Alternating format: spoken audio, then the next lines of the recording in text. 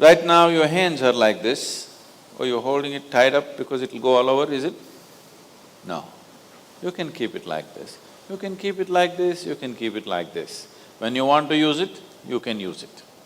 So it's a useful instrument. Suppose your hands become like this. If it becomes like this, you will become ridiculous, isn't it? If it happens to your mind, also you're equally ridiculous. Sadhguru, I wanted to know that when we are silent, still we feel that mind chattery, which always bothers us, and our thought always shifts back to past and future imaginations, which will not be any of output. How to get rid of it? A whole lot of thought about this thoughtlessness. Thoughtlessness, no mind, these kinds of terms have been propagated all over the place, and these terms have been badly misunderstood and made into all kinds of things, and people are striving how to stop my mind. It took millions of years of evolution to get a mind of this kind of capability, isn't it? Millions of years of tremendous amount of nature's work that today you have a mind of this kind of scope. And now you want to stop it.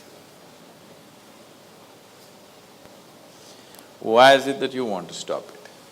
If your mind was constantly producing absolute pleasantness for you, would you think how to stop this mind?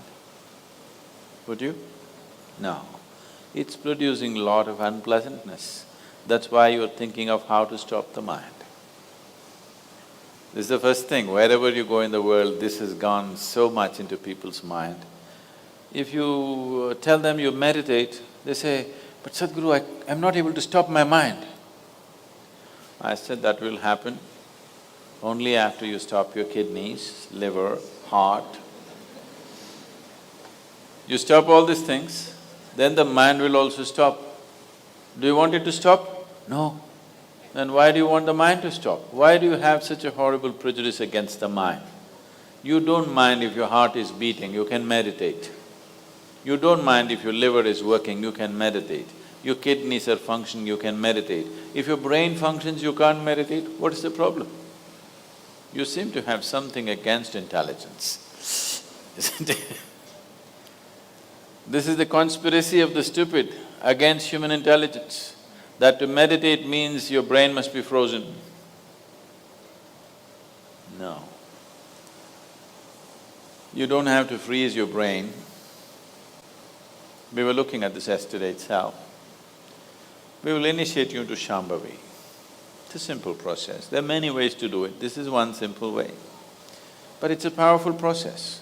If you sit here, you will see your body is here, your mind is somewhere, who you are is somewhere else. Once there is a space between you and the mind, then what the mind is not doing, what the mind is doing is not even an issue. It is like you're stuck in the traffic jam. You're struggling through the traffic. That's one experience. Suppose you're either standing on Chamundi Hill or you're floating in a hot air balloon and look down at all the traffic. Very peacefully, traffic. Why? There's a distance, isn't it?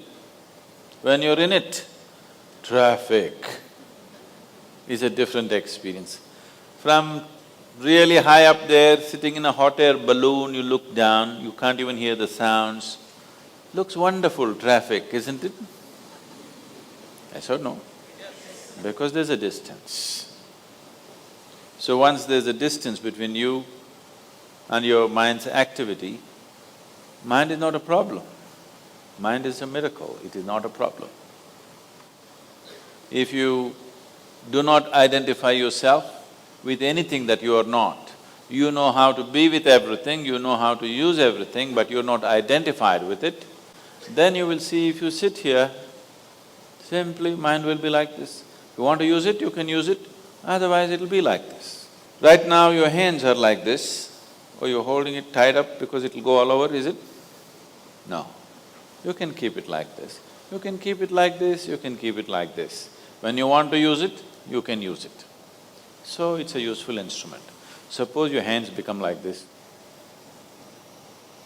If it becomes like this, you will become ridiculous, isn't it? If it happens to your mind, also you're equally ridiculous. It is just that you are living in the comfort that nobody else can see it.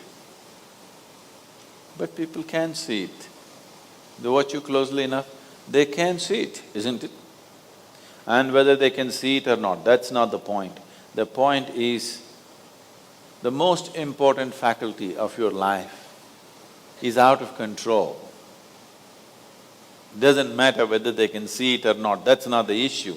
The issue is, the most important faculty in your life is out of control, doing its own rubbish all the time, not doing what you want it to do.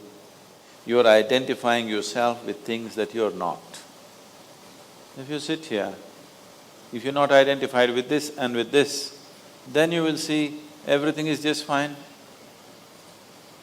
Then your mind will do what you want it to do. Otherwise, it'll simply hang there, and that's how it should be.